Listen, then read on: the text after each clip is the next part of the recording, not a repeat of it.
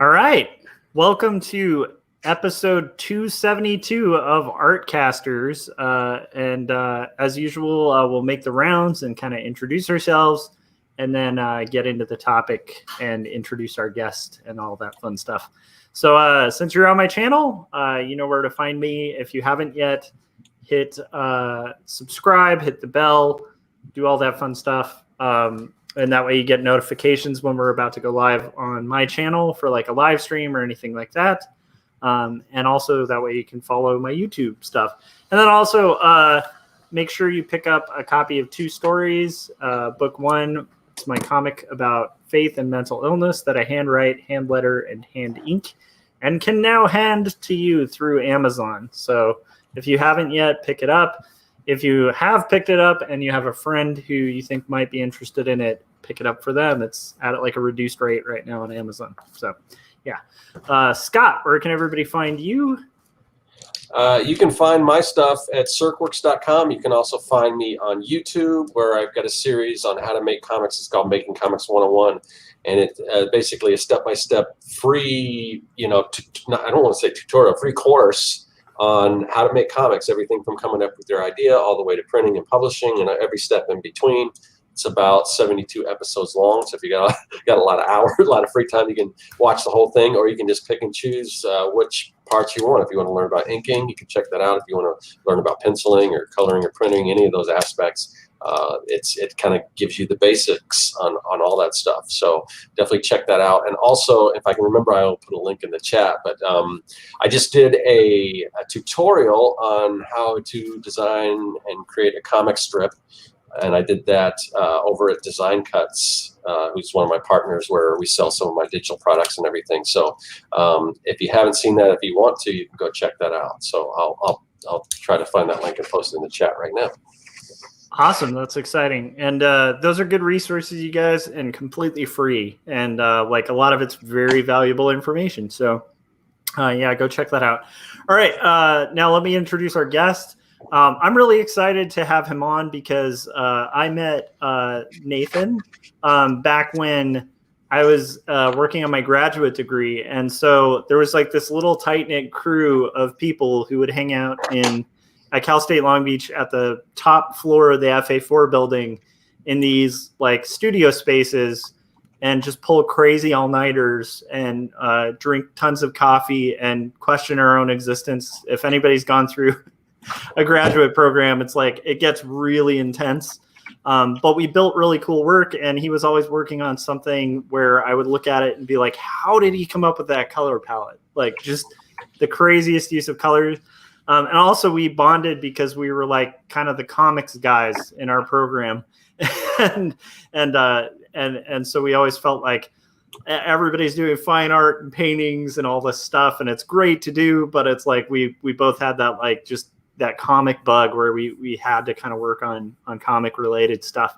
So anyhow, and then later on, Nathan also introduced me to like when I got my first job teaching, he taught at the same art school and kind of showed me the ropes and helped me develop like a curriculum and stuff like that for the classes I had to teach. Because the way they throw you in when you're adjunct a lot of the times is just like, here, have fun, teach. And you're like, I don't even know like what I'm, So Nathan was kind enough to like spend a lot of time and kind of walk me through it. But Nathan Olsen is our guest, and he also happens to be a really brilliant cartoonist doing first, he did, well, he's doing Sunday comics now. He did haiku comics back in the day, quite a few years ago, but great comics. And then you can also, he has a really active Instagram that you can follow him at as well. So Nathan, I guess I already kind of blew through it, but where can everybody find you and find your work? Right now, I'm mostly, I'd say, go if you use Instagram, and I don't hold it against you if you don't, but if you use Instagram, go follow me on Instagram. It's Nathan Olsen Art. If not, I'd be happy to have you at my website, which is sundaycomics.com. It's actually, I wish more people would go to sundaycomics.com. I think the way the web is these days, everybody goes to the social sites first, but I love the old web. So if people want to visit me, out there on the internet. I'm happy to respond to comments there as well. And all the comics are there to read.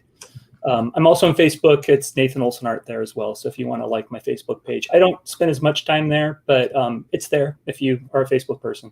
Nice. That's awesome. All right. So Nathan, we have had a lot of cartoonists on here, but I realized it's been a while since we've talked about webcomics.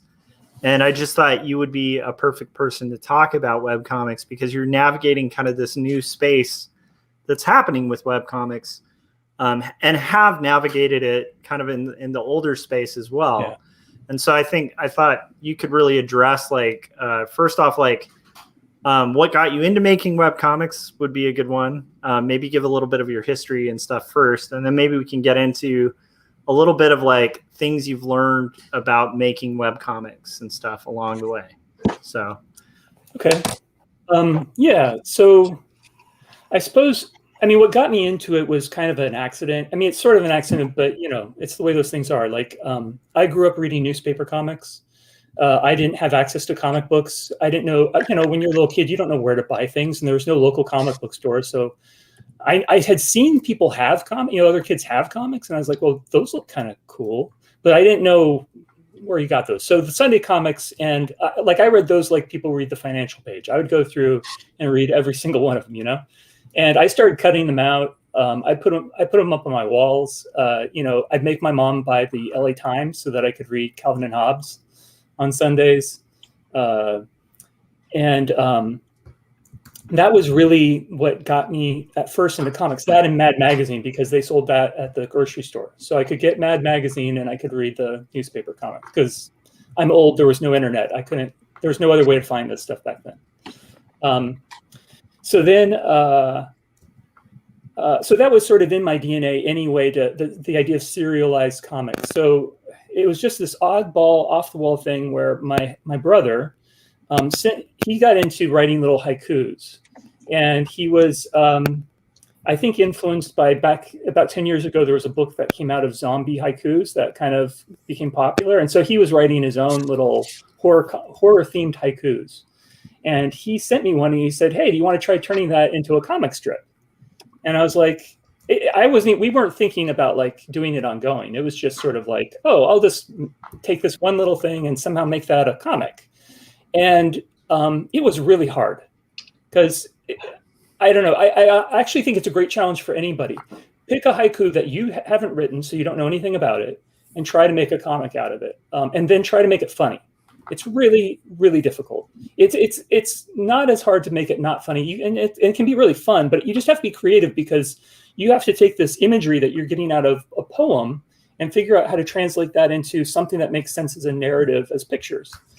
And so while I found it very difficult to do, it also sort of forced me to be super creative. And that first little comic, I made it, and it was about a baby actually being turned into a zombie, which sounds horrifying, right? But I figured out how to turn it into a cute little zombie baby that was actually attacking his own mother, but in a cute way, right? So it was kind of funny. And I showed that to people and everybody loved it. And it was okay, that was kind of cool. And so then we did a couple more and it was maybe we should put these on a little website or something. We'll just put them up. And so I started, going way back to the beginning of the web, not the beginning of the web. Well, although I've been on the web since 1994, so I go all the way back to the beginning. But I started learning how to use WordPress in 2003. So this was around 2009. I was I'll just make a little WordPress site for this, throw the comics up. And it was the most bare bones site. And I put those up. And then my brother and I were well, maybe we'll just keep doing them. Why don't we try to do 3 a week? And that kind of turned into something we did for 2 years. Where we were doing 3 a week. We ended up putting together a book and publishing a book of comics. We did T-shirts and coffee mugs. We did the Ape Alternative Press Expo up in San Francisco and had a booth. It was a really cool thing, and it just came out of nowhere.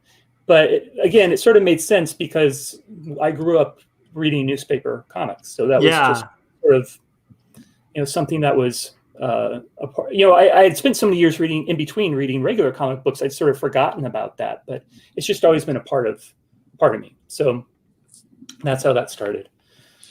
Nathan, I've got a question Yeah. because this is something that, as somebody, I resonate a lot with what you're talking about. It seems like just a mirror of me. So, as a newspaper comic reader as a kid too, how old were you when you realized that different cities and different states had different comics and different newspapers, and did you ever seek those out?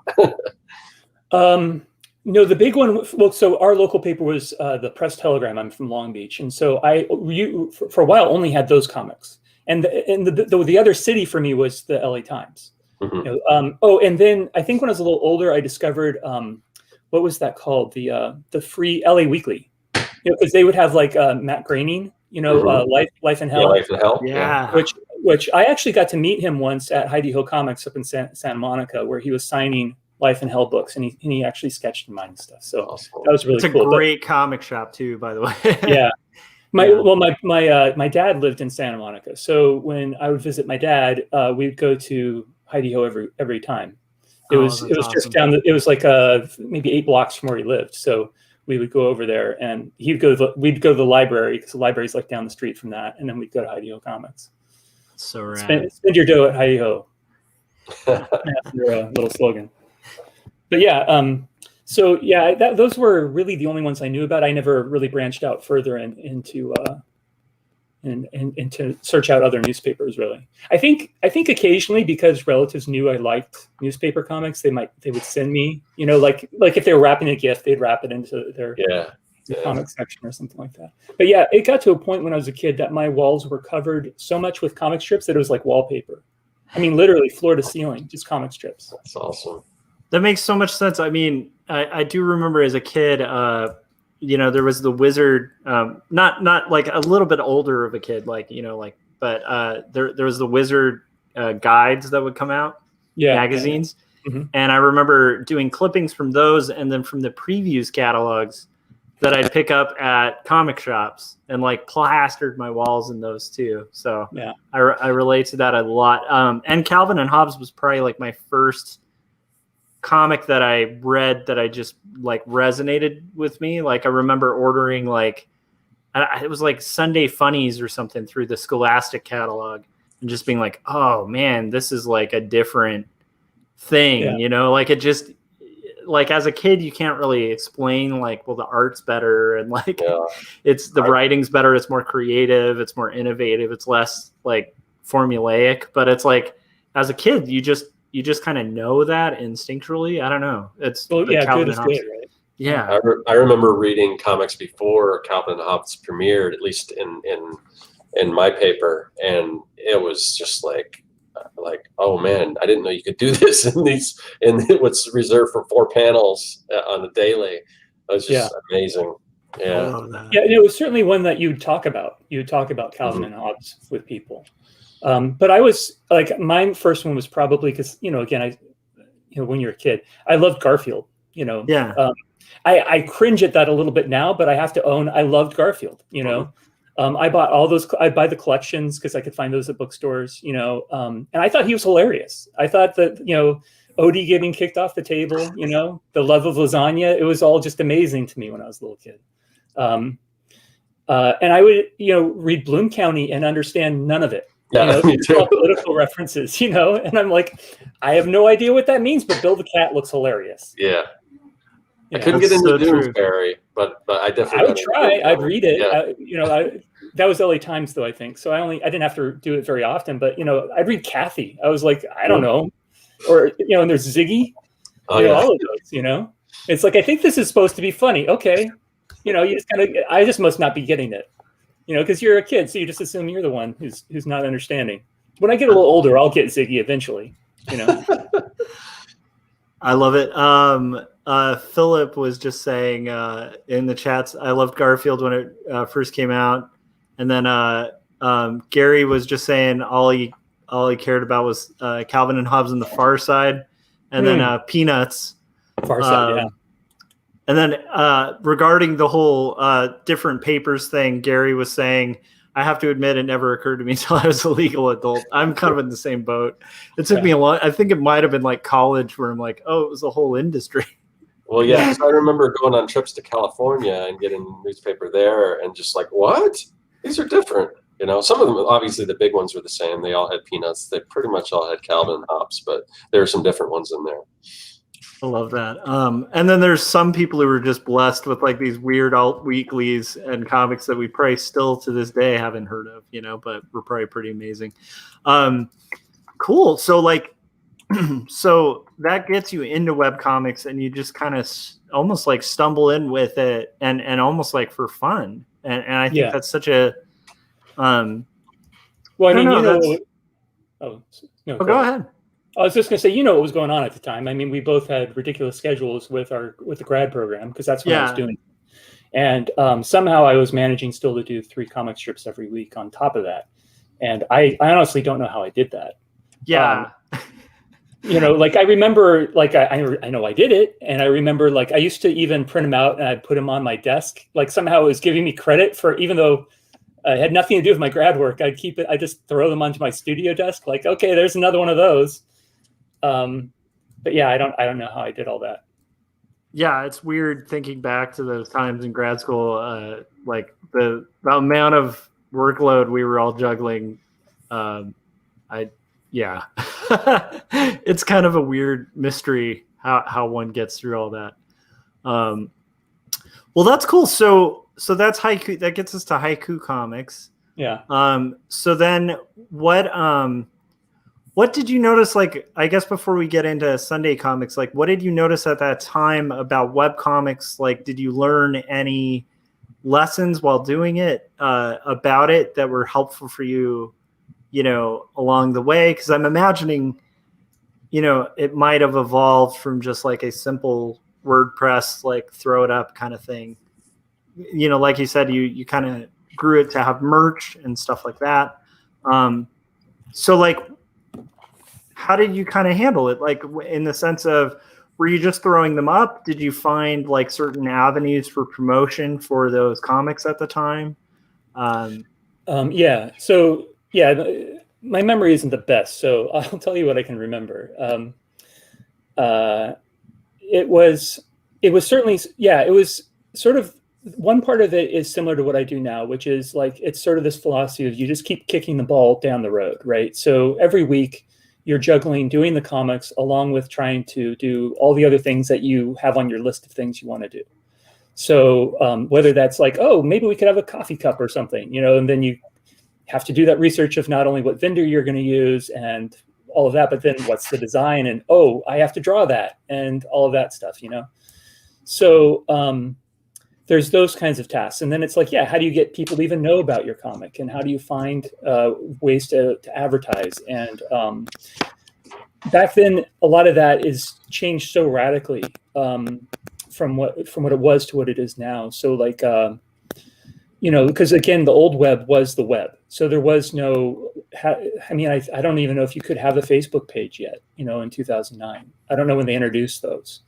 But that was certainly not something anybody was really doing. You know, like, I think that was pretty new if it existed. Yeah. I don't even think I had Facebook at that time.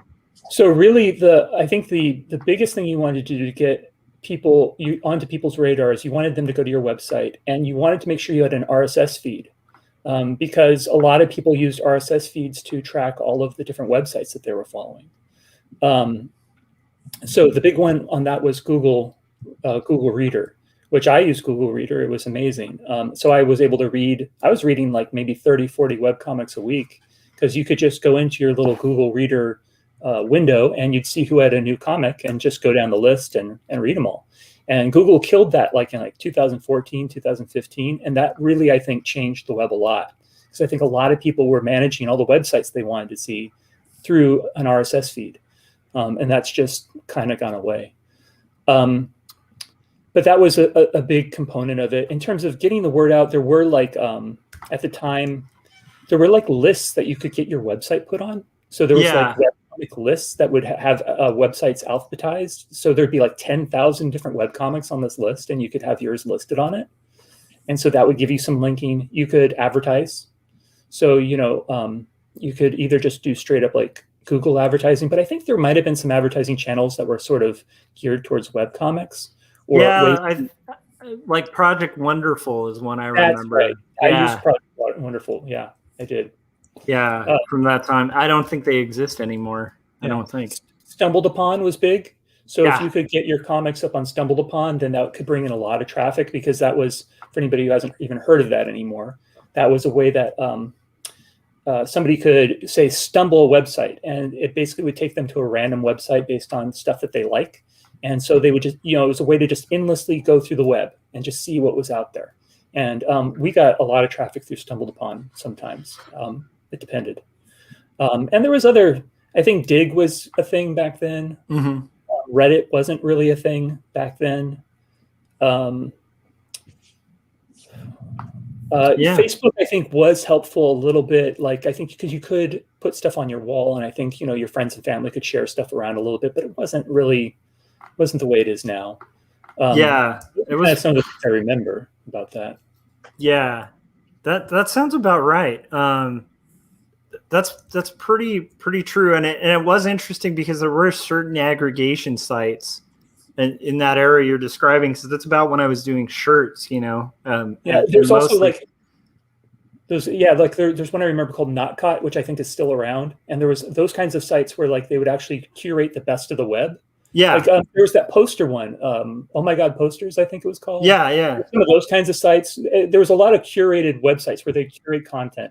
If you could get yourself on one of those things, that was a great way to pick up followers as well back then. Yeah, I feel like that was kind of the game.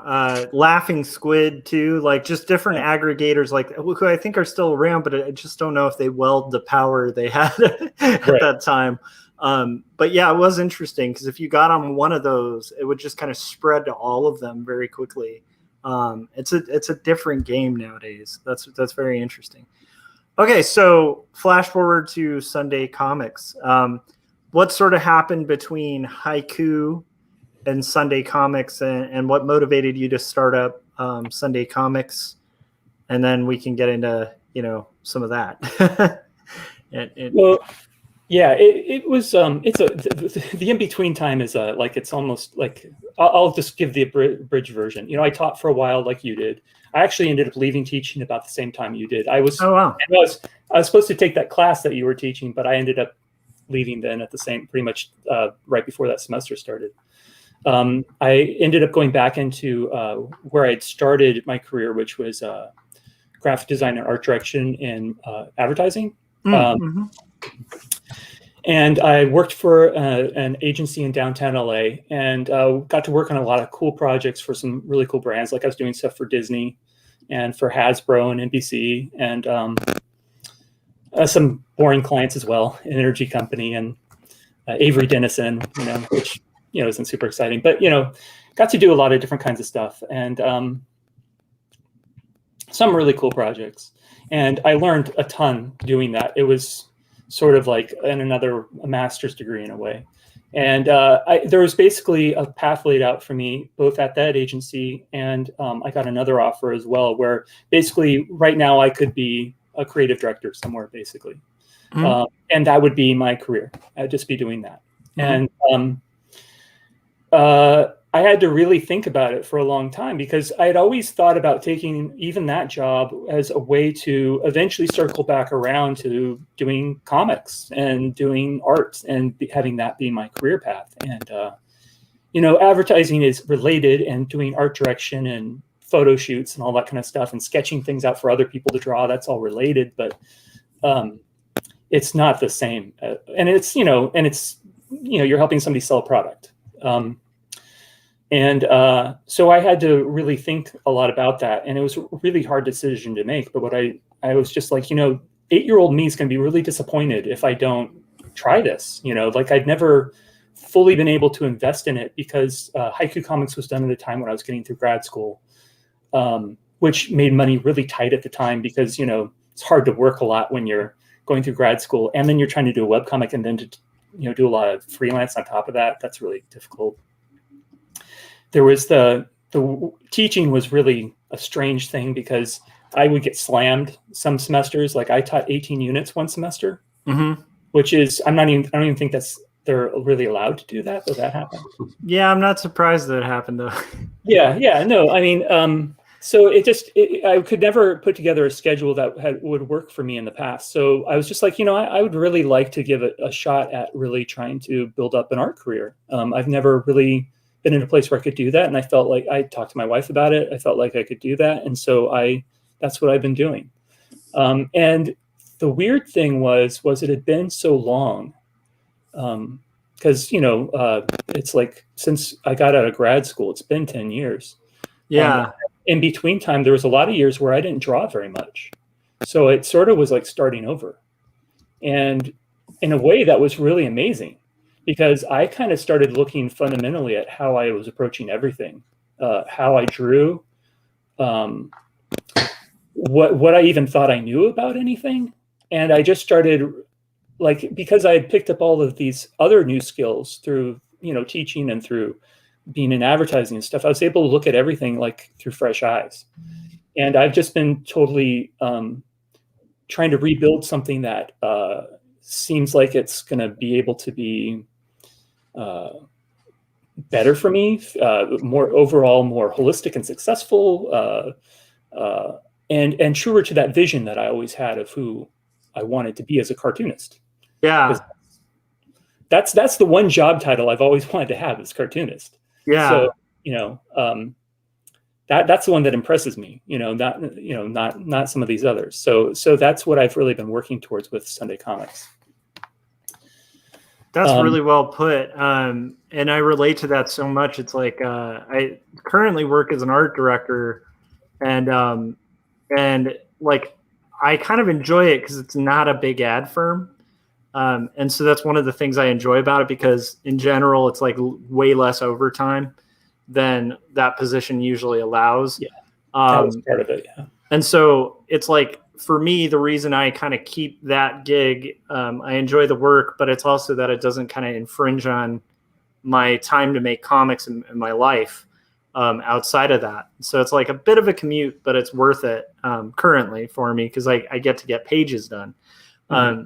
But I totally understand in the sense of like, you work in those positions or in teaching or any position that a lot of people would look at and be like, "Ooh, I want to be doing that." Right. And a lot of it's like wrangling people and inspiring people. And you're kind of, it's more like working with people. More so, I'd say a lot than usually working with art. And even when you're working with art, it's kind of through people. And so there is something other people become your art tools. Exactly. And so like the ability to have something that you get to see your full vision like happen is a rare and kind of amazing, and I think is the addiction of comics. So I'm excited for you taking that step because I think that's a huge one, and that's gonna, I think it's already bearing fruit. Yeah, it is. It really is. It's not something, I mean, like, it's not something that you can do sanely, but like, I think that's the same thing with any profession that you really want to go into. I mean, if somebody opens a restaurant, you're taking a huge risk on that restaurant. You're going to lose money on that restaurant. You could go broke on that restaurant. You could lose everything. I think we get used to this idea in certain occupations where you feel like, I'll just go take that paycheck. It's very safe, But if you want to do something where you're running a business, basically, where you're kind of in charge of building something, it is a risk, and it's scary. Yeah, for sure. Yeah, it's fascinating. I do remember from doing about 15 years of the freelance thing, and that's it, like just my own thing. It was frightening the first, especially the first year where it's like you have no floor. And it's kind of an interesting thing because in order to get there, a lot of the times you just have to trick yourself into just taking away the floor and then being like, all right. But this is one thing I tell people all the time. Even now with like my position and stuff, it's like my position isn't secure. No one's position is secure. Never fool yourself into thinking any position's secure. And I remember even, 5 or so years into freelancing, running into people where they'd be like, well, what do you do about insurance? And I'd just be like, I just pay for insurance. And they're like, what? And I'm like, they're like, what do you do about vacation? I take some days off. Like, it's like their minds, I think people's minds get blown by the fact that they can actually provide a lot of the resources for themselves, but it is a scary thing, and it doesn't come as easy a lot of the time, but it's possible. I think Scott can attest to that right now. He kind of, did the in-house art thing for years and just decided, like, the last one that kind of folded, because anybody who's worked in this industry long enough, it's like you'll realize, like, these companies come and go and fold quite often. But it's like when the last one folded, he was just like, nope, I'm not going to look for other stuff. I'm just gonna do my own thing. And I've been amazed, but he's made it work. And it's just like, I'm not amazed because I know what Scott's capable of, but at the same time, I'm always impressed. I'm impressed by the way he handles it, because he's handling it better than I did when I did that move.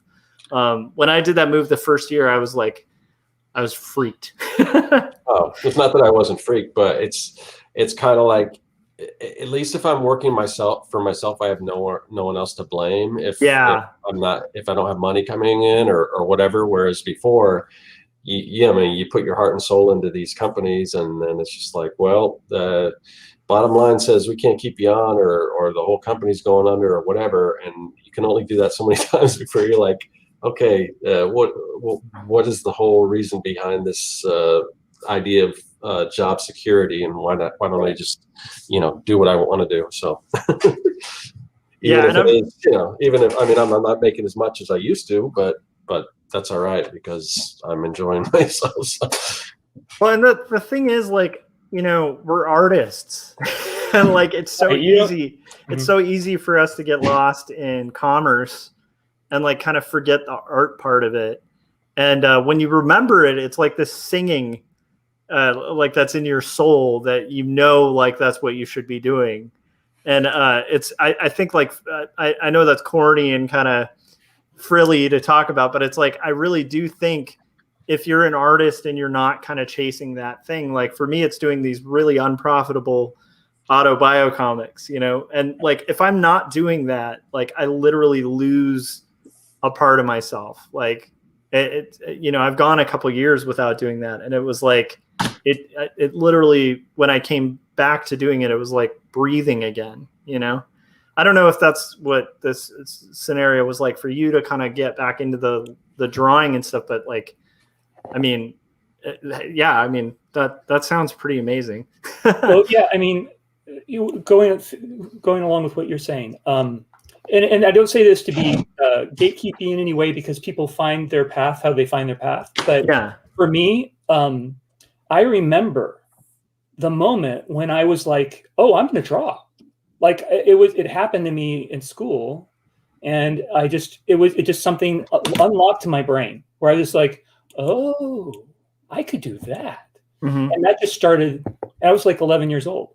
So, I mean, I feel lucky that I have that, like that art sustained me through middle school and high school. It's always been my thing, and again, people find things how they find things. Some people figure out what they're about later on. That's cool. But yeah, for me, it was just sort of like rediscovering who I was. And and it allowed me to kind of really nurture what that really was about, so right before the show, I was mentioning to Scott that it was like, for me, I spent hours and hours in my bedroom as a kid with a piece of paper and a pencil, just drawing. I'd draw the posters on my wall. I'd have an X-Men poster on my wall, and I would draw Wolverine, and I would draw, all those newspaper comics, and I would try to imitate what they were doing and fail horribly. And I would fill sketchbook after sketchbook. I would draw out my window, and draw the building across the way, and see if I could do that. I'd pull out watercolors and I would do that. I mean, that's just what I would do. And, I think it's really easy as you're growing up and you're gaining skills and you go to art school and you do what we did, which is you get a master's degree, or even in the professional world, it becomes your job.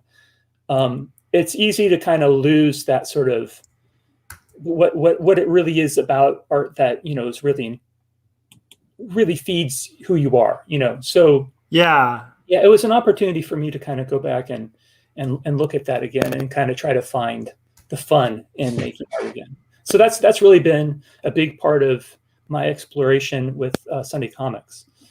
And it's, again, part of it was like getting to know what I didn't even know and didn't realize that I didn't know and hadn't thought about.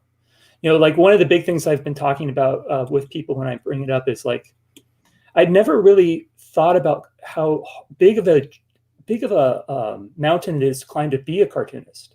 Because it's literally like, I'm going to learn how to do 5 full-time jobs. Yes. I'm going to learn how to be a writer. I'm going to learn how to be a penciler. I'm going to learn how to be an inker, which is not the same as being a penciler. I'm going to learn how to be a letterer. I'm going to learn, how to do all that stuff. I'm going to learn how to color. Like, those people just get paid for doing those jobs. And somehow I'm going to do all those jobs. And I realized that I had especially I'd always sort of had it in my mind, okay, if I study the art side of it, the writing will come to me, I'll figure the writing out. And what I realized was, no, I need to actually sit down and take some writing classes. I need to read some books on writing. I need to read some books on humor. I need to watch some videos where people talk about it. I need to really immerse myself in writing. And it was like, oh, inking. I kind of thought inking was like just penciling, but with a marker. But maybe what I really need to do is really sit down and learn everything there is to know about inking. And that's been a big part of my exploration of Sunday Comics is behind the scenes. I don't know if people can see that in what I'm doing, but behind the scenes, it's really an investigation of materials and work processes and just trying to learn all the things that you need to know to be a cartoonist. Yeah, I definitely see evolutions in stylistic play going on. There's definitely a steady, consistent style, but it does fluctuate, and it is interesting because you'll set yourself up with, especially with color as well. I've noticed where you'll set yourself up with a problem, and it's a problem a lot of people wouldn't pick to do because it's not the easy solution. Where you're not going with the obvious color and just doing literal color. And so that's one of my favorite things of perusing through it, which everyone should do. But it's if you go through Sunday Comics, you're going to see all these different color palettes doing fairly inventive things where he'll pick I can having colored comics and stuff, I can kind of put myself in your shoes and go, oh, okay, so you pick this out there color to kind of start your palette with, and or maybe arrived there. But it's interesting because it's I see the different play and problem solving in the work, and it's really cool. And then I have seen a huge evolution in the inking lines. One of my favorite ones most recently was the recipe where it gets all noir. I was very proud of that one. Yeah. That one was jumping off a cliff a little bit for me. Because the ink line is beautiful too. The really loose, it's really pretty inks, Well, I'd had this idea for a while because I do sometimes a little tag on the comic that I'll put up on Instagram. So I guess it's a reason to visit my comics on Instagram is that many of them have a little extra joke at the very end on the last panel. It's not a lot, but there's sometimes a little neat little thing there. And I've been doing those as ink washes just because it saves a little bit of time. And I can put a flat color on an ink wash and it kind of feels, there's a certain kind of old children's book style that it has when you just take a flat color with an ink wash. What's that one? I feel like it had it, that one about the bull who wants to sit on the hill, Ferdinand. Yeah. I think that did it where it's a limited color thing and they would do some sort of a black ink wash sort of effect and just a flat red underneath it in certain spots. But that used to be a real popular thing to do, I think, in kids' books because it didn't cost a lot, just to add a one color. But yeah, so it was a real quick way to do a little extra joke, but also it was giving me practice doing ink washes. And so I'd always had this thought, what would happen if I tried to do an ink wash for a comic? And on that one, I had actually thought to myself, well, since detective noir comics are in black and white, if I do this ink wash, then I don't even have to color those 3 panels, which would be amazing, because I hate coloring. It's not the coloring part; it's the flatting. Flatting is the worst. Yeah, flatting is a beast. I hate flatting. So, and also every comic goes through, I mean, every single one goes through a phase when Oh no! Hang on. Oh wait, are we? Did he cut out for you too, No, Scott? Or? Just for a second. Looks like he's Okay. back on though. Okay, Yeah. keep going. Sorry. Okay, You just sorry cut about for that. a second. No worries, man. All right, yeah. Whatchamacallit? Yeah, so what was I saying? Oh yeah, like, so every single comic that I color goes through a little short phase where I'm just like, this is the worst thing I've ever colored. And this is not going to be any good. I'm not going to figure out how to solve this. I don't know my way out of this problem. And I feel like it works out most of the time, but it just happens every single time. So I was like, okay, if I do this one in black and white with an ink wash, then I don't even have to worry about that for 3 panels. And then I was even thinking I was going to be clever. I was like, and I'm not even going to ink wash on the original page. I'm going to print it out off of my printer, and I'm going to do the ink wash on a copy. And that's going to make it so that even if I mess up the ink wash, I can do it again. But the inks on my printer are not waterproof. So I tried to do that, and the whole thing ran. So I was like, okay, I have no choice. I just got to go for it. I'm gonna ink wash on the original page. I've got a scan of it without it. I think I can do this. I can. I was scared. I think that's one of the things with working with traditional tools rather than digital is you're afraid. Yeah. It's like you can do things wrong. But I also kind of love that too, and which is a reason why. Like I don't think I mentioned that when I was doing my grad school work, all my work was digital. I was heavily influenced at the time by James Jean, who was like the big guy at the time doing digital work. If you've never seen his covers for Fables, so pretty. That was a huge influence on me at the time, and I wanted to learn how to do that. And that was my grad work. It was all sort of a combination of taking like pencil renderings and then digitally coloring, and some of it was just straight up digital. So that had been a big part of my process. And doing Sunday Comics, I try to avoid doing digital as much as I can. So that's awesome. So I was like, okay, I'm going to go for it. I'm going to do this ink wash. And I think it came out pretty good. I was really proud of that. But it was a little scary, because it was, I was like, I just might mess this up. And I would have to completely redo it over again if I did. But yeah, so that was good. I like that one too. I think the fear, though, because right now I'm working on a pitch page that's digital. It's a different direction, probably because I've been working on this crazy graphic novel that's all hand done. So it's like, this to me is like a diversion from the thing I've been doing for a long time. But the thing about working traditionally, because usually when I'm working on comics, I do them fairly traditionally inked and stuff. And there is something to be said for that fear. And there's also something to be said for kind of the commitment of it, where you're kind of committed to a line when you lay it down.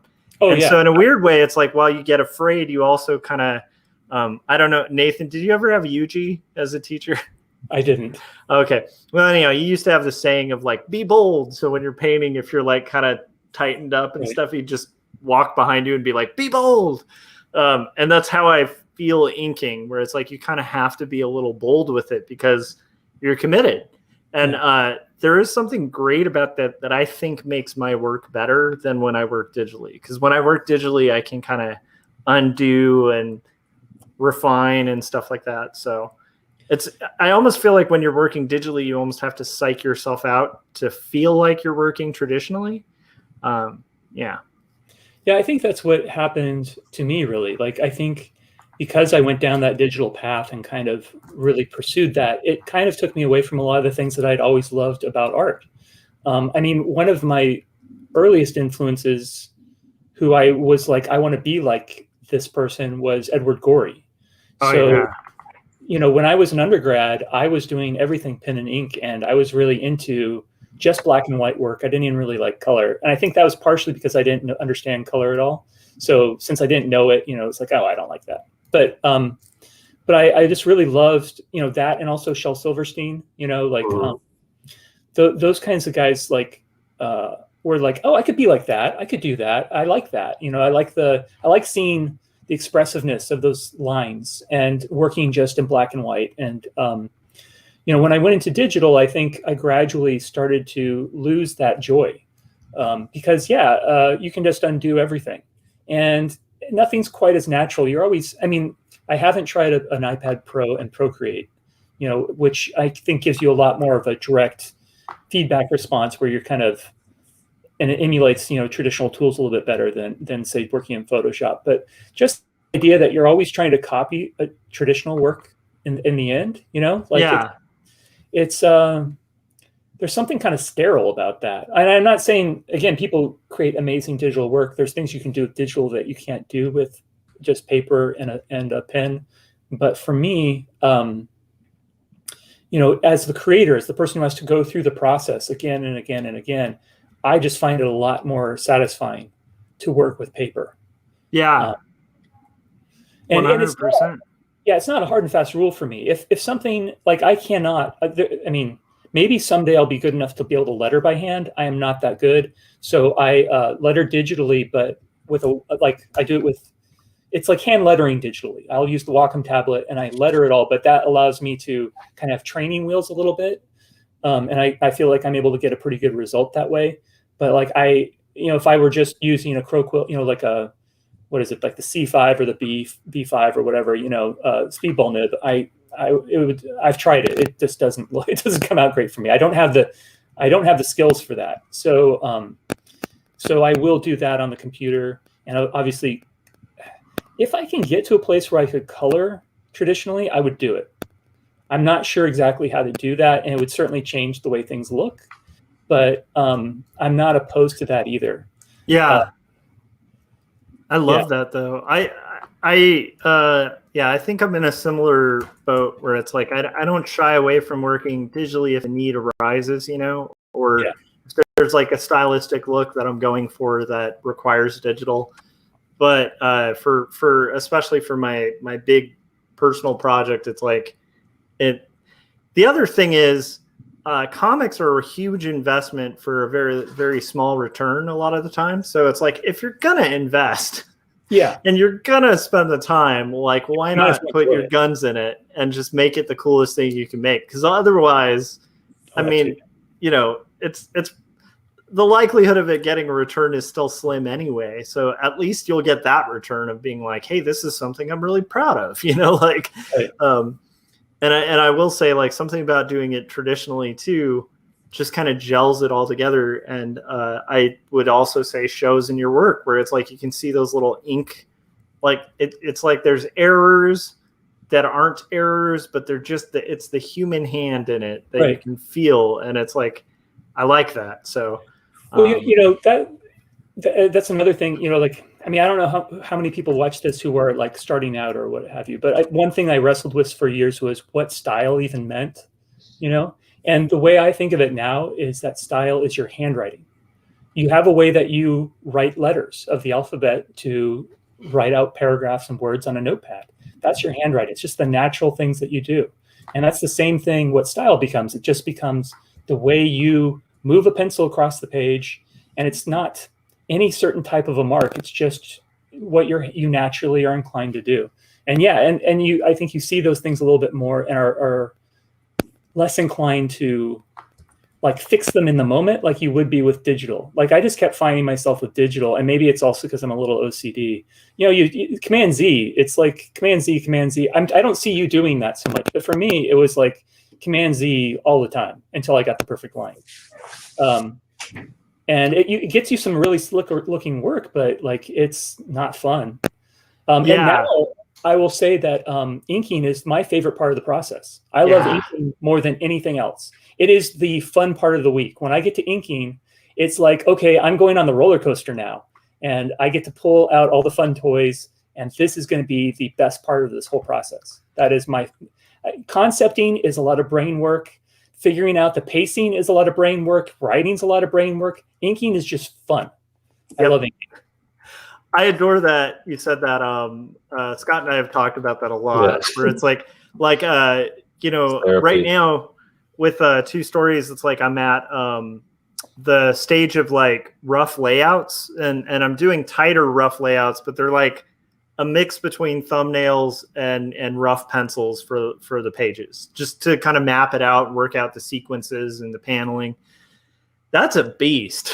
Like it's Yeah. fun. It's fun in the sense of like everything's still fresh and blank. So there's fun in like a designer sense where your designer brain is working, where you're like, what would be a cool way to kind of depict this where it highlights the best amount of emotion for the story, right? But it's taxing, and then the penciling process is like 40 times as taxing because you don't even have that designer part. It's just like you're at that point just grunting through labor. Yeah. But then you get those pencils and stuff like that. And you get to that ink page, the ink page is before you, you know, and it's like that is like a vacation. So I am really looking forward to the way I'm designing it is like I'm gonna get through all the crap work, and then at the very end I'm gonna just be able to ink 120 something pages. So every day for like a year and a half is gonna be like surfing and but yeah, ink is I really encourage anybody out there who hasn't traditionally inked to like do it, like try it. And this isn't to knock digital ink. It'll improve your digital inking if you traditionally ink. It's like it's so fun. Well, you know, I think one of the things that even happens is, you know, there's that fear I was talking about with working traditionally. Even that starts to fade a little bit because you just get better and you have more confidence in knowing, because you just you know how to do that step. So you like you've done it before. Like I used to have a harder time with, like, say, French curves. And like I used to had a thing with the last comic I did where I completely messed up the little satellite that appears next to the astronaut. So anybody who looks at the latest comic, there's a little satellite. And I completely messed it up when I started inking it. I was like, this is terrible. So I got my white ink out. I completely whited it out. And it's like, okay, I should draw on a new satellite because that one was just the worst. That was a bad idea.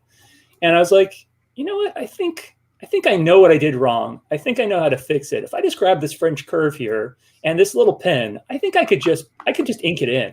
I don't need to pencil it. And it worked. It's fine. I mean, I don't know that it's the best satellite that's ever been drawn, but it was, to me, part of it with cartooning is you're drawing. That's another philosophical thing. It's just like you're drawing it as good as it needs to be to tell the story. And you try to do it as, you know, to a standard, but, you know, as long as it is understandable to the person who's going to look at it, it's good enough. And, you know, I think that kind of stuff starts happening because you just, you know, I've used a French curve a lot now. I've gotten really used to those. I know which French curve I want to use when I go to reach for one.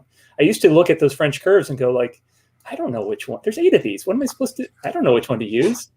You know, like, and now it's sort of like, okay, I know. You know, you get your favorite. You know, you have your favorite French curve. At least that's the way it is with me. There's one. Usually, you only need one. Like most of the time, I use the same one. Every once in a while, I go, I need that small one. I need that small French curve for certain things. But you know, and that just is repeated practice. And those are, like, I still feel pretty new. I mean, I was telling, I don't know if I said this on the actual podcast. I think I did. I was actually watching some of Scott's videos, his inking tutorial videos last summer, because I did like a really deep dive into inking.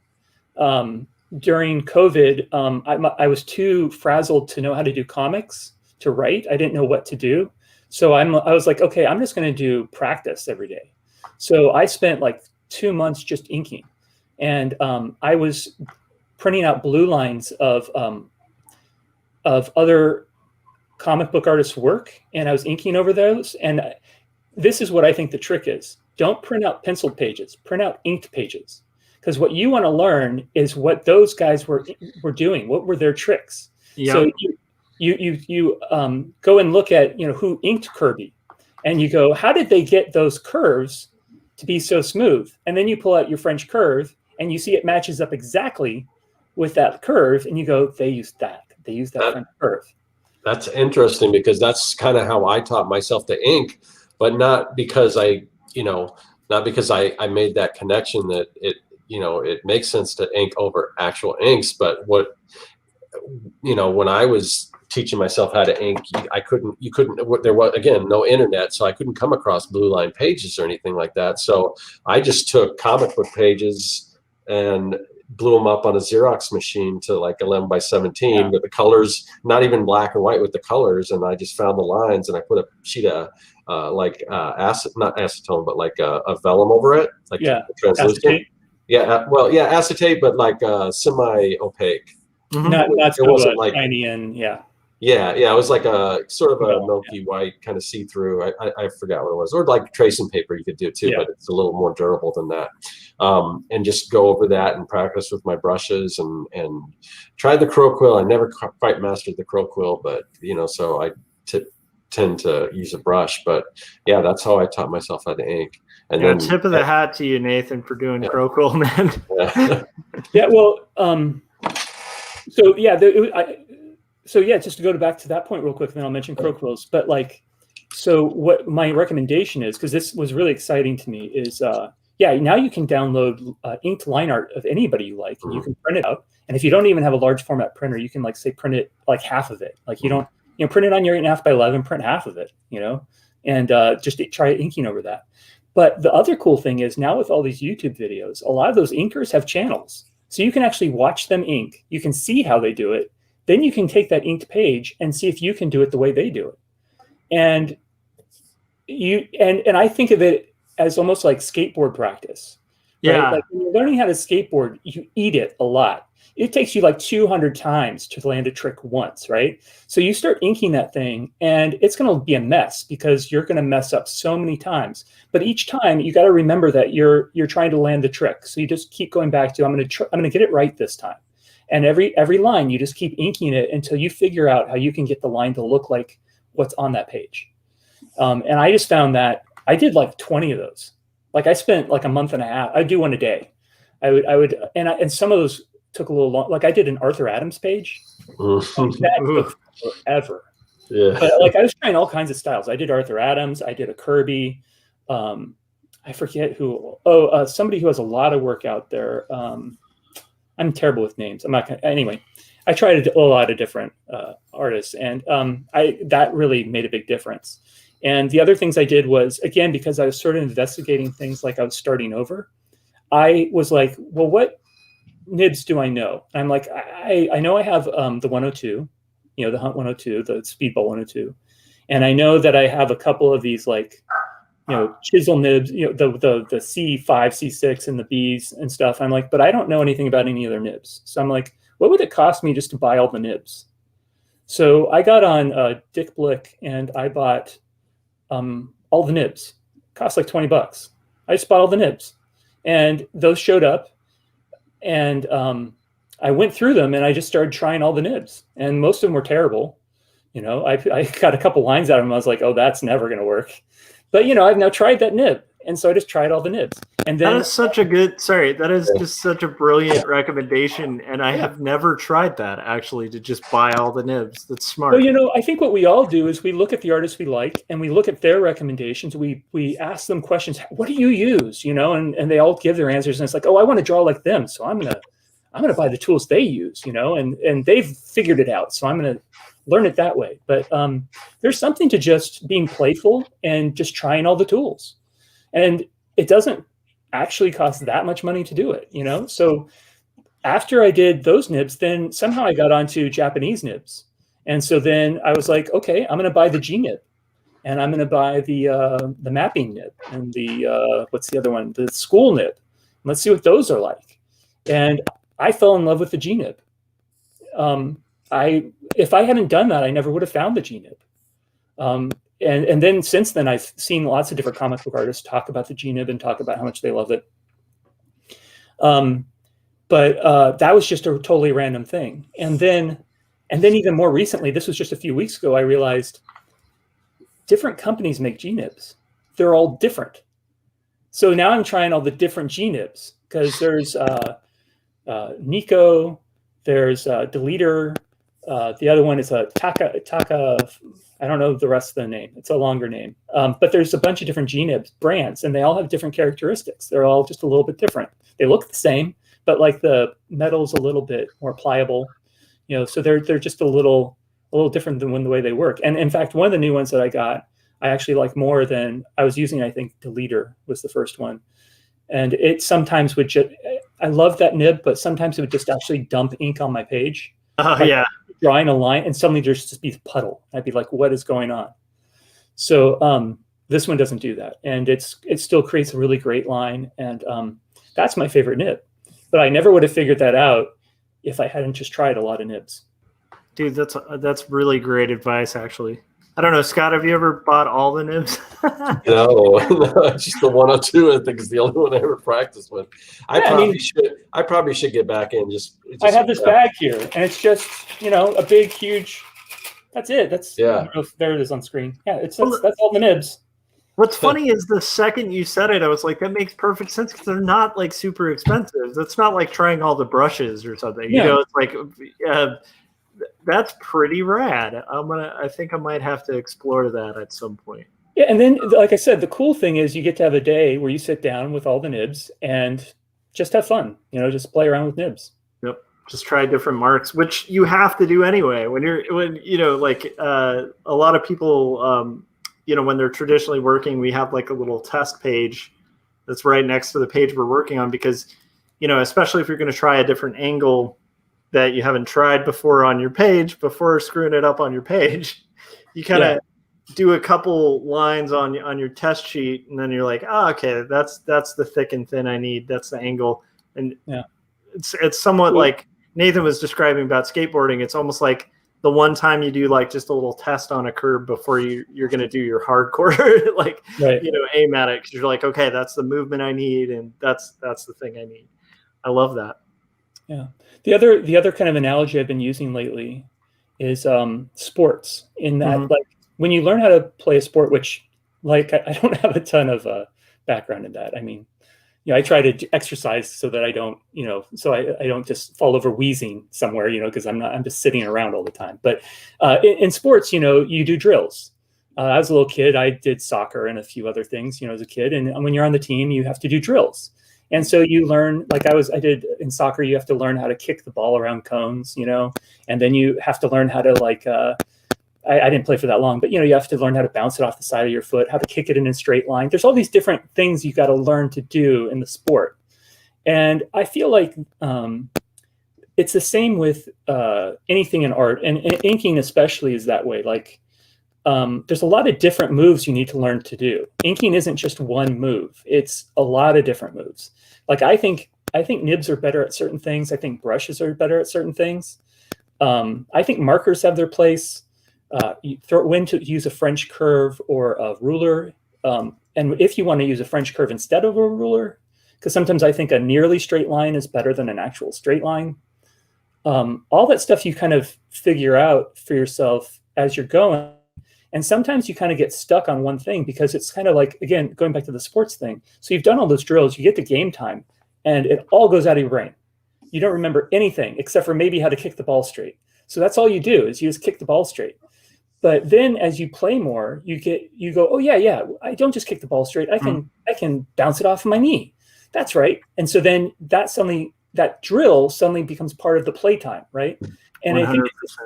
I think it's the same thing when you're then making art. Like you learn these different skills, but then they go out of your head when you're like trying to finish a project. But slowly you kind of start going, oh, wait a minute, I could pull out a French curve there, or I could. That's when I should use a brush. I should definitely use a brush for that. And you just start to kind of figure out how to do it as you go along. It doesn't, but that takes practice. It takes a lot of time and practice. And that's what I'm kind of, and again, I feel like I'm sort of in the beginning stages of that. And I'm just surprised by all the things that I've already learned. Like I feel like I'm still uncovering stuff every week. Because there's just like the way I use a crow quill has completely changed. Just like a month ago or a few weeks ago, I had this revelation that it's almost like this sort of meditation thing. Like instead of trying to get the crow quill to make the line you want, move the paper so that the crow quill will naturally make the line you want. And that was something I didn't understand at first. Like, because you can kind of force a crow quill to go from thick to thin, or you can naturally use the way that it has a flat side and a thick side and change the paper direction so that it will naturally go from thick to thin without any effort. Yep. That's the biggest game in brushwork too, where it's like if you're inking with a brush and you're not flipping that page around, you're not inking with a brush. Because it's like that rotation, especially if you look at people like Charles Burns who are doing this beautiful feather work. Yeah. Like the whole trick to beautiful feather work is there's pretty much like one sweet spot angle that you can do on the brush, and then it's all moving. It's literally all in how you're rotating that page, so that you can get that sweet spot angle every time. Yeah, you even have to decide whether or not you're going to do a push or a pull with a brush. You know, like, and that changes the way the brush is too. Like if you're going to push it away from you, or if you're more of a person who kind of likes to flick it towards your body, or if you kind of do it certain times, it's very physical. It's I love it. And yeah, like that's really what I've been enjoying the most. Yeah, the brush is the other thing that happened to me with the brush is that I finally got a good brush. I'd never had a good brush before, and it was because I used to be from the age of 17 to 30 something, I was a vegetarian, and I was really worried about animal rights and stuff. And that still is a part of who I am, but I had to evolve my philosophy a bit, just because of life. That's the way life is. And it's where I'm at now, I'm okay with using a sable-haired brush. And that has completely, like that, there's nothing like a sable-haired brush. There is no synthetic that compares. And I use the Raphael. I haven't tried a Winsor & Newton, but the Raphael 8404 is amazing. It's probably the funnest part. Like I have stages I go through on a page now. I start out with the nib. I guess I'm incorporating marker a little bit more lately. So I might do a little marker at first, then I do nib, and then I end with the brush. And the brush is the part that I'm looking forward to the most. And I've never experienced that before with any other brush. Yeah, for some reason, I still like those cheapo little the Pentel Pocket brush pens. Oh, yeah. But yeah. I have a Series 7 that's the same thickness and stuff. And whenever I use it, it's like it is like super smooth and fun. But my problem is, for my own psychology, I just get so freaked out about damaging like an $80 brush that I just can't, like, so it literally just sits there in a tube. Well, the number twos aren't that bad. They're about 15 to 20. Yeah. I actually saw them. I know you're not down here anymore, but you know, the big art store down here, they had them on sale for $10. My sister works there. Oh, okay. Yeah, they just had them on sale. Yeah. The number twos they had on sale for $10 just recently. So it's pretty amazing.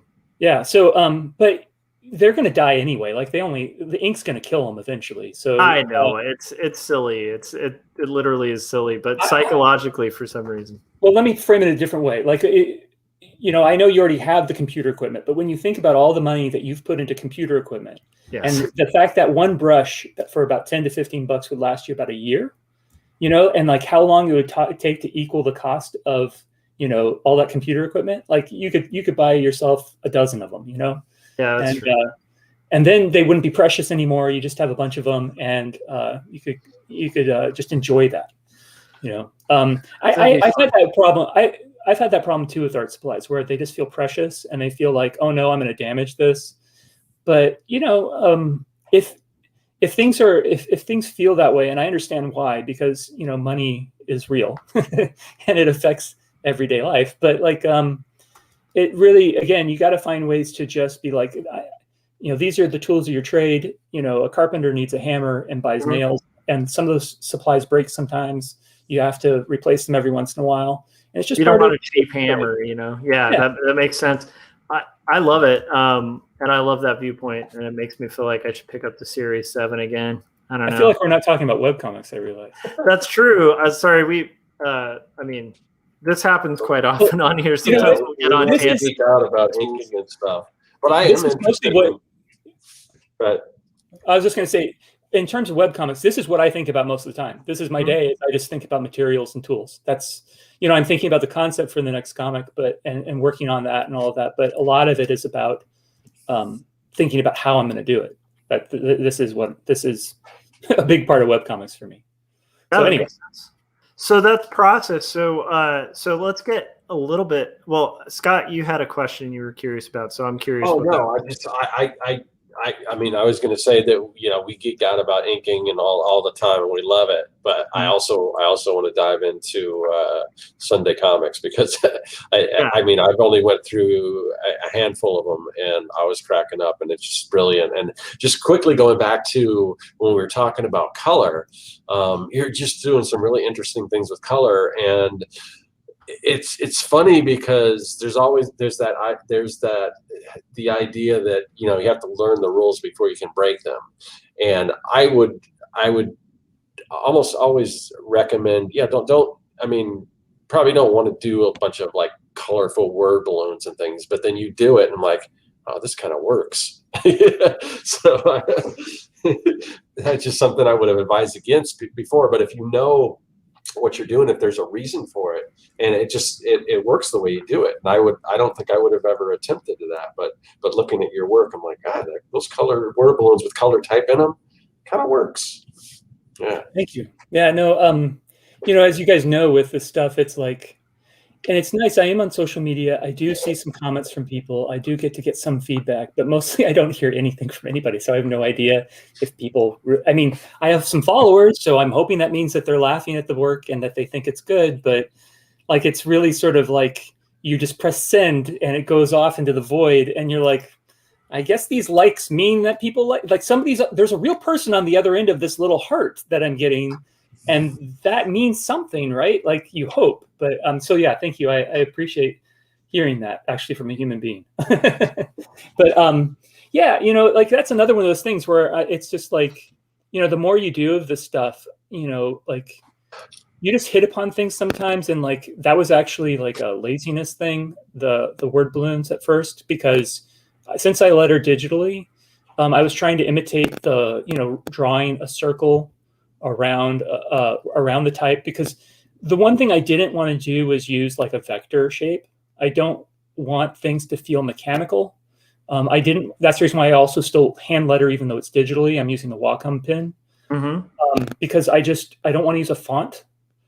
So it is my handwriting. My mom also used to have very beautiful handwriting.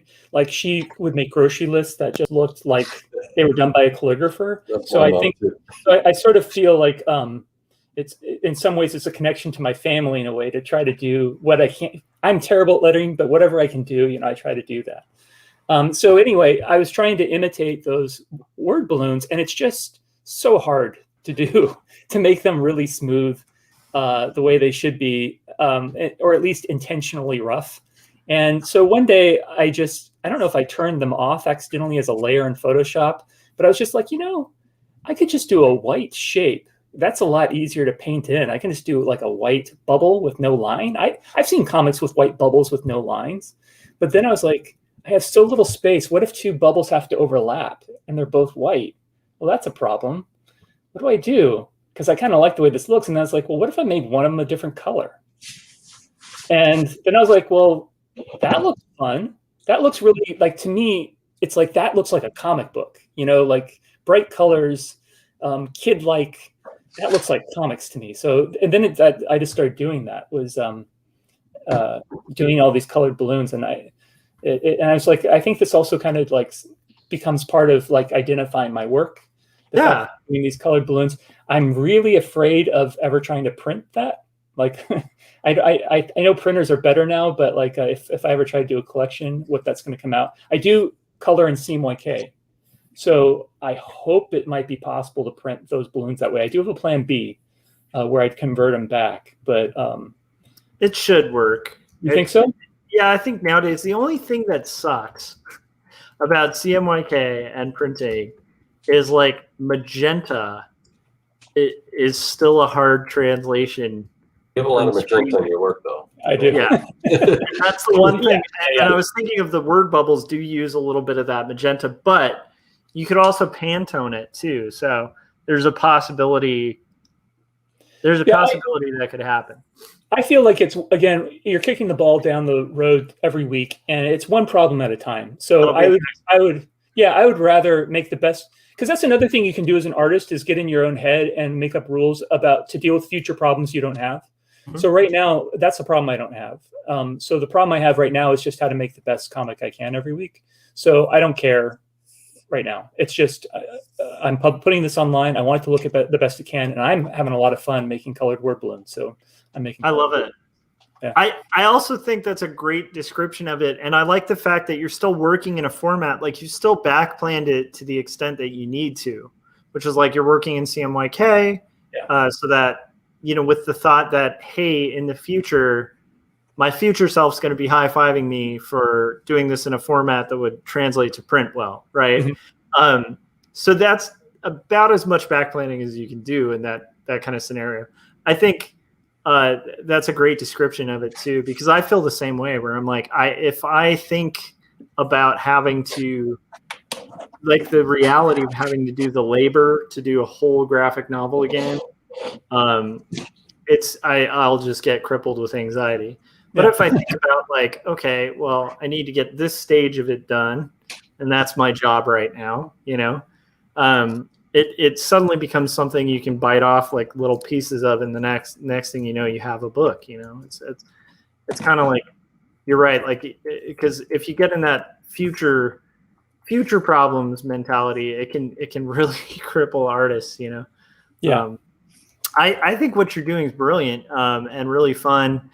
I wanted to touch on before, because, you know, we got probably about 15 minutes left till we're going to call it. So I really want to know your writing process a little bit, because I will say, like, we've talked a lot about the art and the color, and like I didn't mention the line art either, but like the nib discussion really shows in the work. It's very, very like expertly drawn, like and it has a nib feel to it. So you see a lot of thick and thin line weights, but also a lot of looseness to certain areas. It's very, very proficiently done. Art looks great, but one of the most appealing things about this webcomic is it's hilarious, and it kind of jumps thematically all over the place, but continually delivers like a pretty good, more than just gimmicky punchline. Like there's usually a couple laughs in the comic as opposed to just that one final one. So I'm curious, like, how you go about writing it, structuring. How do you come up with your jokes? That's no, honestly, that's like the best thing you could have said, like that. Because again, I don't know that I'm doing that this is hitting with anybody. So like to have you say that is like, oh, thank God, somebody actually thought that. Okay, cool. So it goes back. So there's a couple of things that I sort of figured out on my own. One of them is, again, a lot of us, I think, as artists who are art inclined but are interested in doing comics, I think we neglect writing. So the biggest thing I would say is I've now read about maybe 10 books on writing, and I've even pulled out some that are on writing humor. Just because I don't know if they are really like going to give me. None of them gave me the secret to write jokes, but like filling yourself up with information and other people's tips can only maybe lead you to an insight and help you. And you can't neglect that side of it if you're going to be a cartoonist. Even if you want to write serious fiction, you got to read some books on structure. You got to practice that part of it just like you would with the art, I think. So that was part of it. And for me, on the comedy side, I think what I really think about when I think about comedy is like my big two influences growing up were like a late teenager. Like there was the day that I was sat down with a couple of those old VHS, because again, I'm old. So a couple of those old VHS tapes of the first seasons of SNL. And it was the Coneheads and the Bag of Glass and all of that stuff. And I remember falling out of the chair laughing. And then later on, Kids in the Hall was huge for me. Yes. Because I didn't have cable in my bedroom, but on Friday nights at 1 a.m, they would play them in syndication on Channel 2. Yep. And so that's how I found, I Crush Your Head and the Chicken Lady and all of that stuff. And then Mr. Show was the other one that was really big for me. And which, by the way, Scott Aukerman, who wrote for Mr. Show, does a brilliant podcast, has done it for years, called Comedy Bang Bang, that I recommend people check out. But anyhow, go ahead, Nathan. Sorry. Yeah, no. It's one of my favorite comedians. Yeah, he's great. Yeah, I love all of them. I still follow all of them, lovingly, whatever they do, because I just love that show so much. But anyways, when you look at Sketch isn't about a punchline. It's about a situation, or it's about a character, and it's about a series of moments. And so that is the way I think about what I'm doing. I'm thinking that I'm sort of dropping in on a page out of a comic book, or I'm dropping in on the middle of a scenario, and I'm just picking out this one little bit that I think could be really funny about that. So that's kind of where I come at it from philosophically. And then to get to those jokes, because the idea of the title Sunday Comics is supposed to be like Sunday Comics in the newspaper. And Sunday Comics in the newspaper had lots of different formats. There'd be the adventure serials, and I do want to in the future do some adventure comics or some sort of serialized comic. I'm sort of afraid to right now because people are so used to the humor, but I would like to try that. I did in some of the older Sunday Comics, actually, way back in the archive. There's a few little crude attempts at that, actually, if anybody goes back to the very beginning. I like the idea of there being like family strips, and then there's the kind of more grown-up strip, and there's just the different types of things, right? So to get that variety, then what I do, and I figured this out from participating in Inktober, where they have the word prompts. My game that I play is that I create two lists of words, and I take a word from each list, and the words need to have nothing to do with each other, so that like you don't like what. Let me see what my word was yesterday. I have it on my phone. So my words yesterday, or like, because I have a notepad where I keep all this stuff. So recently I did expensive. No, let's see. Yesterday was muddy and float. So I have the words muddy and float, and I don't have any real rules about what I have to do with muddy and float. I just start thinking about those words. Well, what is muddy? What does that mean? And I think of all the things that muddy could mean, and I think of all the things that float could mean, and I think, well, then how would I do something? What do those concepts have to do with each other?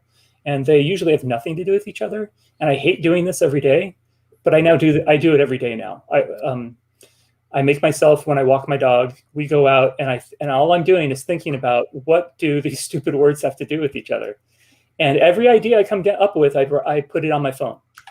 And since I do like genre a lot, and I think comics are about being fun and showing things that you like, I don't mind. I have a lot of comics that I read that are kind of slice of life, relatable comics where it's just people in a living room. But I think for me, I get a lot of joy out of drawing interesting settings when I can, and interesting types of characters. So again, like astronauts and superheroes, I think that's just fun. So, and it's something you can do uniquely with comics. So I start thinking about like, well, could this be a pirate? What would a pirate have to do with this? Or could this be a cowboy? Or what could it be? And usually by the end of my walk, I've come up with one idea that I kind of like. They die later on sometimes. Like the ideas go through multiple phases where they might potentially not be an idea anymore. But I try to at least every day hit upon one idea that way. And then the next part of the process, and this is evolving. Like, so 2 weeks ago, actually, I just started a new thing where I used to just take one idea out of my notebook and I would put it into panels and try to solve that joke. And it was like, I knew it was a good joke. I think it's funny. I'm struggling with writing it, but I'm going to sit here for 6 hours if I have to, and I'm going to solve these 4 panels. Because the other thing you start learning with comics is you have to be really economical with words.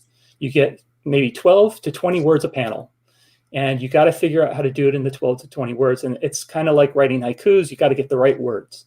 And sometimes that's really hard. And so I have spent hours and hours just sitting trying to solve 4 panels. And so the thing I tried a week ago was I instead said, I'm going to have an hour with this idea. I'm going to try it for an hour, and then I'm going to go to the next thing in my notebook. And I'll spend an hour with that. And I did 5 that way, and I came up with 2 that solved themselves, and 3 which are kind of sitting off on the side on my computer and might become a comic or might not become a comic because I wasn't able to solve them in an hour. So that's my latest thing. And then one of those 2 became last week's comic, and the other one was supposed to be this week's comic, and I chickened out on it. And it's not going to be this week's comic anymore. And so then I've been struggling to figure out what this week's comic was. And I finally got it today, actually. I love it. It's way late in the week, but like, yeah, I spent it. You know, I'm sure you guys have had to deal with trolls, but like one thing that has been one of the most hurtful things is when people say that I steal my jokes from somebody else, or they're like, I've seen this in Mad Magazine or something. Like, it's like, you have no idea how much time I put in on writing. Yeah. Writing can take up half my week sometimes, just trying to figure out one comic. And I put in so many hours on those. And it is what it is. But every week, you know, even if somebody isn't thinking like, hey, yeah, they're okay. Well, you know, every week I'm trying to get better. And that's the only way you can get better is you put in the time. I love that, though. And it sounds like your process, it's funny. I don't know, Scott, if this reminds you, but remember when we had Lars on, like Lars Kenseth from the New Yorker? Yeah. He had a really similar process where he'd have like random words that he kind of threw together. And similarly, like just would labor over it just to try to come up with like what that one panel is going to be and develop multiple panels and stuff. So I actually also relate to that, because when I was doing t-shirt art for a living, that was my bread and butter. And it was like, you had to come up with something that hopefully no one else had come up with. That was funny, but like, you didn't want to hit the low joke. You wanted to kind of do something a little headier, something that would last and kind of hopefully like, you know, make you were good at those.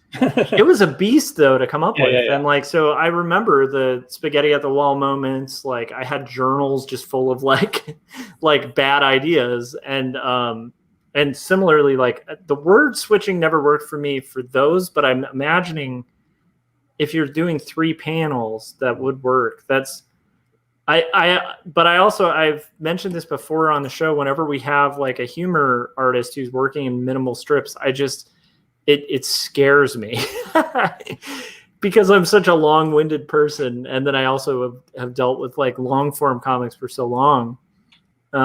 Just the idea of condensing it. I don't know, Scott, do you get intimidated by that? I mean, you just taught a workshop on it, Scott. So I don't know. Maybe yeah, not, I was really fascinated by Nathan's process, because one of the things I was talking about as far as generating ideas was just making lists. Like anytime, because I mean, it sounds like, Nathan, that you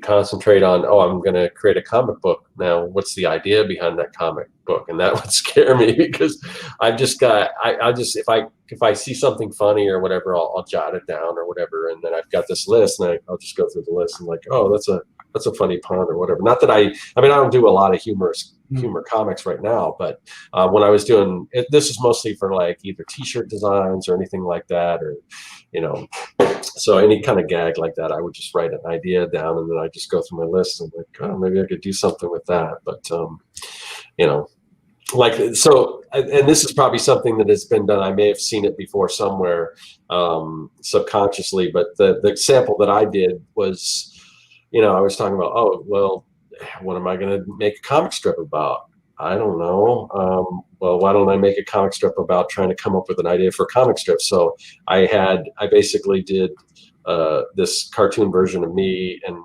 in my lab coat and everything, with this contraption that says, oh, this is the Gagameter 2000 or whatever. It's a surefire way to generate a punchline every time. So then it's pushing the button, and the next panel is just me, and we wait. And then the third panel is 3-panel comic. The third panel is just this, out of this contraption, this pie, spring-loaded pie, flies out in my face, and that was it. So, you know, it's a pretty, old gag, but sometimes those tend to work, you know. So I love it. That's fun. I think that's really fascinating, though, the process you go through. And I also think just, you know, on the troll realm too, that's inevitable when you're dealing with humor, because humor, you're always pulling from these conceptual pools that are sort of in the ether, and funny is just something that it's hard to explain, but it's like there's some things that are just really funny to a lot of people, and if you hit on one of those things, there is always the likelihood someone else like far across the way did it. A good case in point is like I did that like puppet checkup thing where it was like an X-ray of Kermit the Frog where you yeah. see his hand. That one's super viral. And then I remember finding out like 3 years later, there were like 2 other cartoonists almost like to a T within like a week of each other. We all did that gag. Like, I don't know how that happened. And it's weird because I never saw those, but it's a pretty obvious idea. Mm-hmm. I mean, that's why I did it, because it was like, this is really obvious. No one's done it. And I bet they were like, I actually would not be surprised if they hadn't seen mine, you know? Yeah. You know, I think that's going to happen. I mean, that's one of the things also with like humor in general is if, you know, some comedians, because I'm a huge fan of comedy, you know, some combat it by doing humor that's very specific to their life experience, because that's not something other people can make humor out of because they don't have that life experience. So if you do jokes that are literally from your life, that's nobody else can copy that. But since I'm doing jokes about genre, you know, just general things that, you know, you're seeing in movies and that you're seeing in comics and stuff like that, other people are going to look at the same stuff and they're going to come up with similar jokes. Yeah. And it's just inevitable. And I don't mind that, you know, because I would hope that my take's going to be the Nathan take, and people who like my comics are going to go, I like the way Nathan did that. That's really cool. And the way somebody else did it's going to be their take. There's that whole movie that was done years ago called The Aristocrats. I don't know if either of you have ever seen that, but it's about a very old joke that the punchline is the aristocrats, and the movie is documenting all these different comedians telling the joke the way it's a dirty joke too.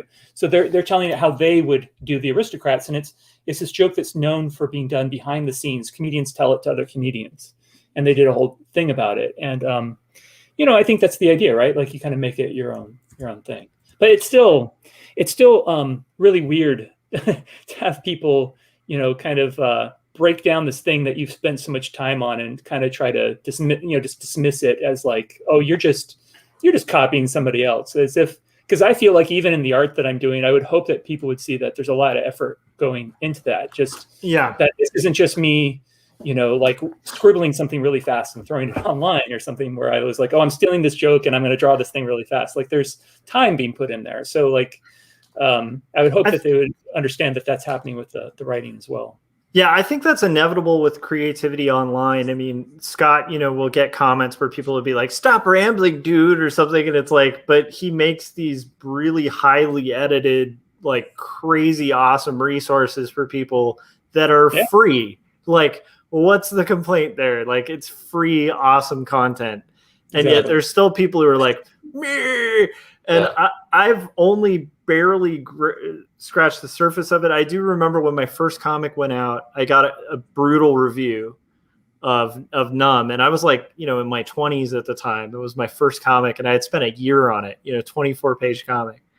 And the guy just started personally attacking me. He's like, this guy must blah, blah, blah. He just started saying things about me. And I was like, what? Like, why are you even like...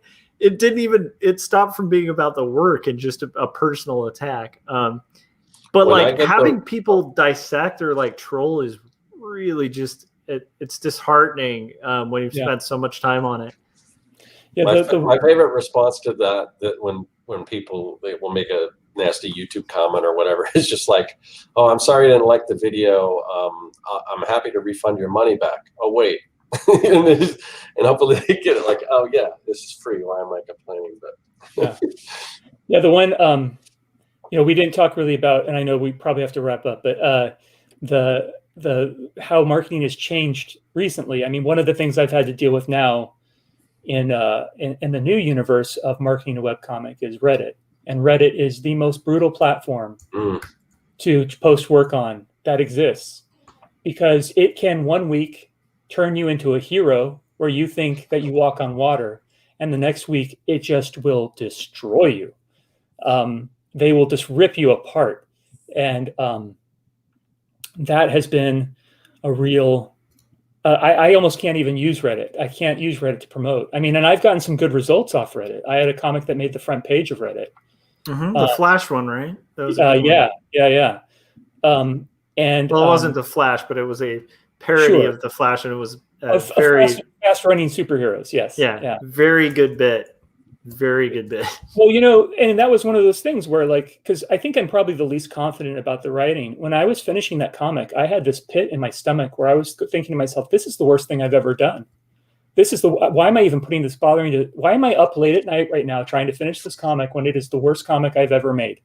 This made me giggle for some reason. It's not making me laugh anymore. I don't know why it's good. Why am I finishing this? What am I even doing right now? And then that turned out to be like the most popular comic I've done. But I thought it was the worst thing I could possibly make. Isn't that weird? Yeah, no. I've known for a long time that you can't apologize for your own work, and you can only put the time in, and you have to leave it to others to see what they see in it. And you can't judge yourself that way because you're too close to it. But still, in that moment, there was no comic I felt worse about making than that comic. Yeah, it's funny how that happens. It got great praise on Reddit, and I just thought, wow, Reddit likes me. And then the next week I posted a comic, and they ripped it apart. And I was like, what just happened? You loved me last week. I got hundreds of amazing comics. You gave me 20 awards. I got helpful awards. I have silver. I don't even know what that means, but this is amazing. And then the next week, no, not at all. Well, and more often than not, Reddit is also home of the Donald, so let's just keep that in mind. Like Reddit has spawned some great things and some pretty terrible things. So it is what it is. You just kind of have to navigate that toxic landscape. No, yeah, I mean it just becomes the part of the process of being a creator is that you have to deal with the public, both good and bad. Yeah, and, that's just something you have to. Meditation helps. 100%. Yeah, I think it helps, but it's still hard. It's a hard part of the process. Yeah, I mean, I think if you're going into comics, there's that old Kirby quote about comics will break your heart, kid. That's so true. Where it's like, I do think you need some kind of centering because this is a really weird, and this goes across the board to all realms of cartoonists. Like the guys who are doing New Yorker strips, it's like they'll feel on top of their game because they get like 6 accepted in like 2 months, and then the whole year will go and they don't get one submission in, and it's like, wait, am I off my game? Like, am I like, what is, they liked me, they ran my stuff, now they don't. And like the book cartoonists, it's like you put out the book and then it's like sales are okay and you're like, yeah, and then it's like you have a sales dip and you're like, am I worthwhile? I spent years on that thing. You have to have some kind of centering of some kind, like something you can go to that's outside of your field, and like whether that's meditation, prayer, like taking a break, like stretching, exercise, like all of those things are what keep you sane in this industry. Because the work itself is pretty fun. It's the other stuff that's like. That's the part that's tough about doing this as your own business and stuff. It's like that we have to be our own sales, our own marketing, our own everything, and that part of it can be a real pain, but also really rewarding. So that's awesome. I hate to cut this short, but it's like we're at like about an hour and a half, over an hour and a half. It's been an awesome conversation. I think we'll have to have you back on to talk more about comics, but also color theory would be great, because just your use of colors and your illustrations and in comics, like everything's great, but like the color, it's funny that that's what you talk about laboring over, but it's so unique and really stands out. And I think you implement a lot of like really complex color theory in your art. And I just think that would be a fun thing to have you back on if you're interested. Well, I really enjoyed doing this. Awesome. I never talked to any comic book people. That's another thing about this. I just find myself out here just by myself. So it's not true. I do have one good comic book friend who we talk quite a bit, but in general, I don't really have that kind of community. So this was really cool just to sit down and talk about this stuff. And I'd be happy to talk about that. Talk about color. Yeah, colors. Awesome. Even though color's hard for me. Like when I'm doing it, I think it's just going to fail. I also have a lot of respect for color. Color is really important to me. And it was something that I struggled with, I couldn't do it for a long time. And when it finally clicked for me so that I could do it, like that was like a really big moment for me. So yeah, I'd be happy to talk about color. Love it. Cool. And we can geek out about different colorists and stuff too. All right. So with that being said, I'll just let everybody know where to find my stuff. Then we'll go. Well, actually, Nathan, why don't we start with you? Nathan, where can everybody find your work? Where can they check out these great comics? I have to say, like, we've had kind of a fairly serious tone during this, but that actually tends to happen with humor. And like, seriously, prepare for laughter. Like, it's a really good comic. But where can everybody? That. Yeah, everyone should check out Nathan's comics. They're hilarious, and I only saw like a handful of them, so I got to go a little deeper because they're pretty good. Some are brilliant, I would even say, for a lot of them. Yeah, so thank you. And dude, the haiku comics too, I recommend people dig back to that as well. Like if you finish Sunday and you're waiting for the next one, dig into the haiku comics too. They're just like, Nathan's stuff is great. And what you described about finding visual humor and like haikus, some of them as text are not that funny, but like everything you add visually just makes it a good bit. So, okay. So where can everybody find that stuff? Sorry. Yeah. So SundayComics.com is my current website where I'm adding a new comic every Sunday. So that's really easy to remember. And seriously, if you are a website person and you want to leave comments for me there, right now there's really nobody's ever commented on any of the comics. I love engaging with fans. I sometimes if you go back to Haiku Comics, you'll see the comments there where I used to draw pictures for people, as responses to comments and stuff like that. I'd love to build that kind of community on my website. So if that's your thing, visit SundayComics.com. Haiku Comics, the one thing I want to say about that is that back then, being the young, brash guy I was, some of those comics are a little not safe for work. So it was all horror themed. So we were playing with horror tropes. So some of them are a little gory, but they're funny gory. It's like cartoon gory. It's not serious. And some of them, are a little racy. There is some of those issues. So if that's not for you, that's cool. But if you like that kind of stuff, there's like 150 of those. There's a whole bunch of haiku comics. And then there's my Instagram. So if you're an Instagram person, I would love you to follow me there. I also enjoy commenting and talking with people on my posts. So that's Nathan Olsen Art on Instagram. I love it. That's so great. Thank you both for having me on here. This was really, really fun. I love it. I'm really glad you came on. It's been too long too. And the next, like after COVID, the next time I'm in Long Beach, we should, go have a beer or something. All right. Scott, where can you, wait, I'm going to go first because I'm all disordered today. All right. So you can check out my work at joshuakemble.com. You can also subscribe and hit the bell on my channel if you haven't yet. That'll give you notifications where we're about to go live. I wanted to say thanks to everybody who's shown up in the chats. It's been a really lively chat. It's been such a fun conversation. We've missed calling out a lot of the people in the chats, but we just really appreciate our community and appreciate all you guys showing up. And also go buy 2 Stories, my graphic novel on Amazon. And then Scott, where can people find you? Where can they find your work? Where can they get Young and the Dead? and lastly, like, how can they keep track of this crazy show that bounces from channel to channel? Yeah, so first off, you can find my stuff at, where's the thing here? At Serkworks.com. That's where you can find my comic book, Young and the Dead. And Nathan was talking about horror comics, and if you're into that with some humor involved, my comic's about kids fighting zombies in a zombie apocalypse. So what's better than that? But anyway, you can check that out. I got 4 issues. I'm working on the 5th one right now. I also have tons of prints, all your mad science supplies, all that kind of stuff at Serkworks.com. Also, check me out at Serkworks on YouTube. And like Josh said, we do this show every single week. It's usually on a Thursday. It can be on a different day. Something might even be at a different time. It might be on a different channel because we're switching back and forth from Josh's channel and my channel.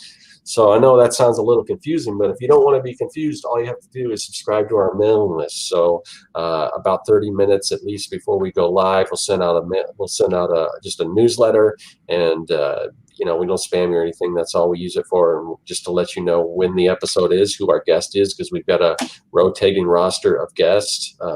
This week it's Nathan. Next week it'll be somebody else. If you want to know who that is, just check out our mailing list. There's a link in the description of this video. Click on that and join the mailing list. So yeah.